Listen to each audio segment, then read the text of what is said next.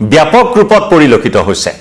ব্যাপক ৰূপত এই কাৰণে যে অত্যাৱশ্যকীয় যি ৰন্ধন গেছ এই ৰন্ধন গেছৰ ব্যাপক নাটনিৰ বাবে এক হাহাকাৰ অৱস্থাৰ সৃষ্টি হৈছে কালিৰে পৰা সমগ্ৰ দেশজুৰি এই বিষয়টোক লৈ যথেষ্ট উদ্বিগ্ন হৈ আছে বিশেষকৈ হোটেল ৰেষ্টুৰাৰ ব্যৱসায়ীসকল আৰু এই উদ্বেগ এই মুহূৰ্তত দুগুণেই বৃদ্ধি পোৱা পৰিলক্ষিত হৈছে কেৱল বাণিজ্যিক সিলিণ্ডাৰে নহয় এতিয়া ঘৰুৱা ৰন্ধন গেছ সিলিণ্ডাৰৰ নাটনিৰ আশংকায়ো দেখা দিছে দেশবাসীৰ মাজত আৰু একে সময়তে চুবুৰীয়া বাংলাদেশত ইন্ধনৰ তীব্ৰ সংকট আৰু এই ইন্ধনৰ নাটনিৰ সময়ত ভাৰতবৰ্ষৰ ফালৰ পৰা আগবঢ়োৱা হৈছে সহায়ৰ এক বৃহৎ হাত নমস্কাৰ প্ৰিয় দৰ্শক মই জয়ন্ত মাধৱ গোস্বামী আপোনাক স্বাগতম জনাইছো নিউজ 18 অসম নৰ্থ ইষ্টৰ ডিজিটেল লাইভলৈ ইতিমধ্যে ৰন্ধন গেছ সিলিণ্ডাৰৰ নাটনিৰ খবৰ আমি আপোনাক জনাই আহিছো কালিও এই খবৰে বিশেষভাৱে চৰ্চা লাভ কৰিছে বিশেষকৈ দেশৰ আগশাৰীৰ চহৰসমূহত যিসমূহ হোটেল ৰেষ্টুৰা আছে সেই হোটেল ৰেষ্টুৰা চৌকা বন্ধ হোৱাৰ উপক্ৰম হৈছে ৰন্ধন গেছৰ ব্যাপক নাটনিত আৰু ব্যাপক নাটনিত প্ৰায় 20খনকৈ চহৰৰ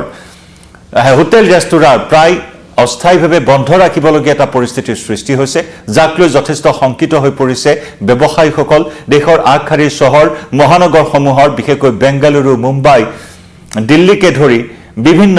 আগশাৰীৰ চহৰসমূহত থকা ডাঙৰ ডাঙৰ যিসমূহ ৰেষ্টুৰা আছে হোটেল আছে সেই সমূহত এতিয়া হাহাকাৰ অৱস্থাৰ সৃষ্টি হৈছে কেনেদৰে ৰন্ধন গেছৰ এই সংকট দূৰ হ'ব তাক লৈ কেন্দ্ৰীয় চৰকাৰেও ইতিমধ্যে গুৰুত্বপূৰ্ণ ভূমিকা গ্ৰহণ কৰা পৰিলক্ষিত হৈছে প্ৰধানমন্ত্ৰী নৰেন্দ্ৰ মোদীয়ে বিদেশ মন্ত্ৰী পেট্ৰলিয়াম মন্ত্ৰীৰ সৈতে বৈঠকত মিলিত হোৱা পৰিলক্ষিত হৈছে কেনেদৰে এই সংকট দূৰ কৰিব পাৰি সেই সন্দৰ্ভত বিভিন্ন পদক্ষেপ গ্ৰহণ কৰাৰ কথাও ইতিমধ্যে উল্লেখ কৰা হৈছে কিন্তু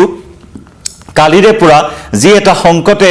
এই মুহূৰ্তত দেশবাসীক আসন্ন কৰি ৰাখিছে আৰু তাৰ ভিতৰত আমি ইতিমধ্যে উল্লেখ কৰিছো হোটেল ব্যৱসায়ী সকল বাৰুকৈ চিন্তিত হৈছে বৃহৎ লোকচানৰ সন্মুখীন হ'বলগীয়া এটা পৰিস্থিতিৰ সৃষ্টি হৈছে আগশাৰীৰ চহৰসমূহৰ কথা আমি উল্লেখ কৰিছো মুম্বাই কলকাতা বেংগালুৰুকে ধৰি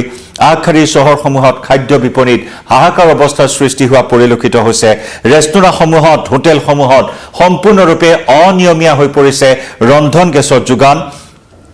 একেদৰে মুম্বাই হোটেল এণ্ড ৰেষ্টুৰেণ্ট এছ'চিয়েশ্যনৰ যি তথ্য সেই তথ্য অনুসৰি মুম্বাই মহানগৰীত 20% হোটেলে অনিয়মীয়া ৰন্ধন গেছ যোগানৰ পৰিপ্ৰেক্ষিতত বৰ্তমান সেৱা বন্ধ ৰাখিবলগীয়া এটা পৰিস্থিতিৰ সৃষ্টি হৈছে গতিকে এই পৰিৱেশ যদি অব্যাহত থাকে তেতিয়াহ'লে এসপ্তাহৰ ভিতৰত এক অচলাৱস্থাই বিৰাজ কৰিব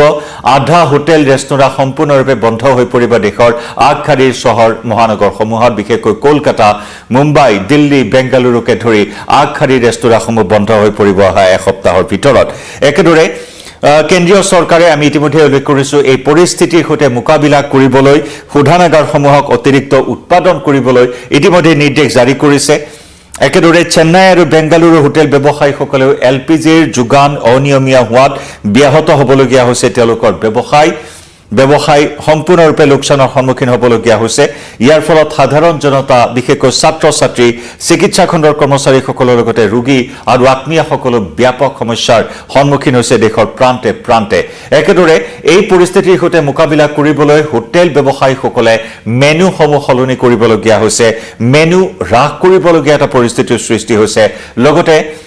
সময় ব্যৱসায় চলোৱাৰ সময় হোটেল বা ৰেষ্টুৰা খোলা ৰখাৰ সময় হ্ৰাস কৰিবলগীয়া এটা পৰিস্থিতিৰ সৃষ্টি হৈছে যদি এই পৰিস্থিতি অব্যাহত থাকে বিশেষকৈ 3 দিন ধৰি যদি অব্যাহত থাকে তেতিয়াহ'লে এই ব্যৱসায় বন্ধ কৰিবলৈ বাধ্য হ'ব বুলিও আশংকা প্ৰকাশ কৰিছে হোটেল আৰু ৰেষ্টুৰেণ্টৰ যি এছ'চিয়েশ্যন আছে সেই এছ'চিয়েশ্যনসমূহে সেই আশংকা ব্যক্ত কৰিছে আৰু কেৱল যে ব্যৱসায়িক খণ্ডতে নহয় এনেকুৱা নহয় ঘৰুৱা ৰন্ধন গেছৰ নাটনিৰ আশংকাই দেশবাসীক এই মুহূৰ্তত আতংকিত কৰি ৰাখিছে কাৰণ দেশৰ বিভিন্ন প্ৰান্তত ৰাতিৰ পৰা নিশাৰ পৰা দীঘলীয়া শাৰী পতা পৰিলক্ষিত হৈছে ৰন্ধন গেছ সিলিণ্ডাৰ বিচাৰি গতিকে এনেকুৱা ধৰণৰ এটা পৰিস্থিতিৰ সৃষ্টি হৈছে আৰু একে সময়তেই যদি চোৱা হয়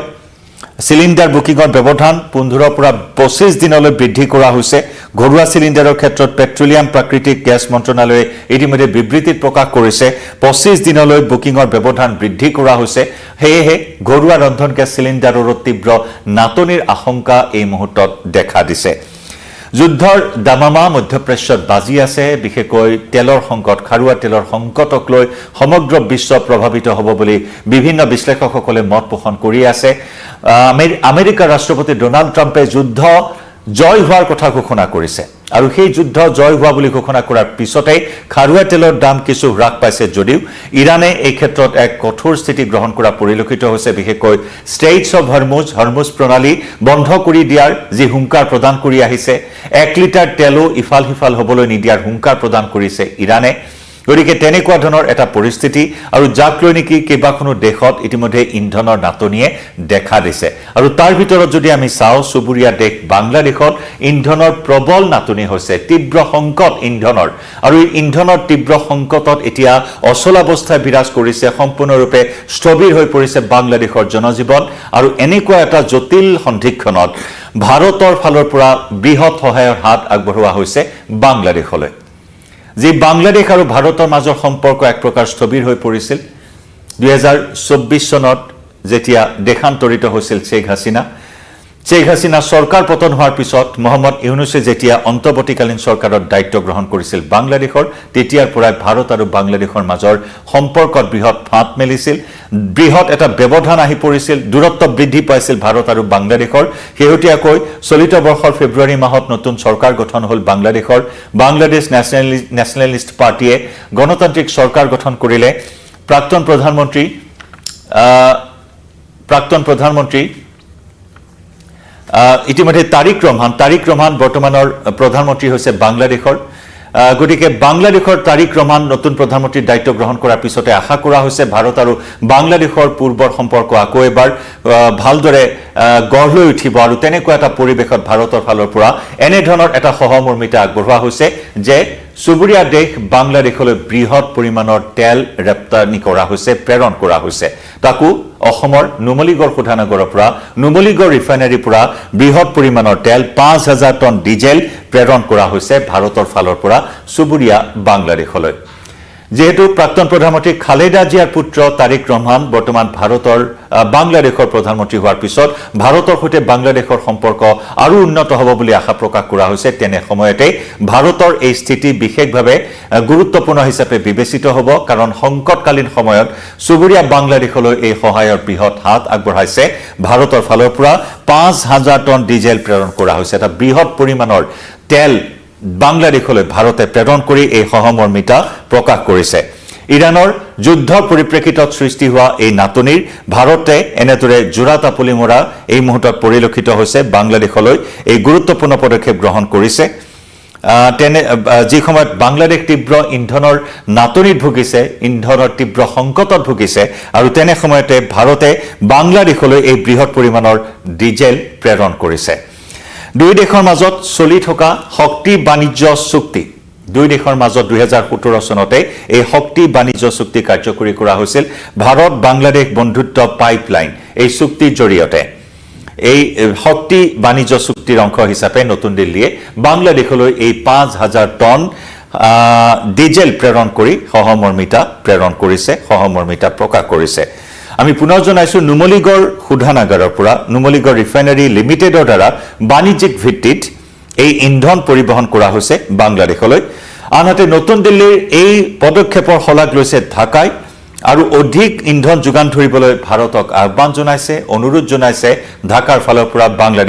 পৰা বাংলাদেশৰ অতিৰিক্ত ডিজেল যোগানৰ অনুৰোধ ইন্ধনৰ উপলব্ধতা আৰু বজাৰৰ পৰিস্থিতিৰ ওপৰত নিশ্চিতভাৱে নিৰ্ভৰ কৰিব অনাগত সময়ছোৱাত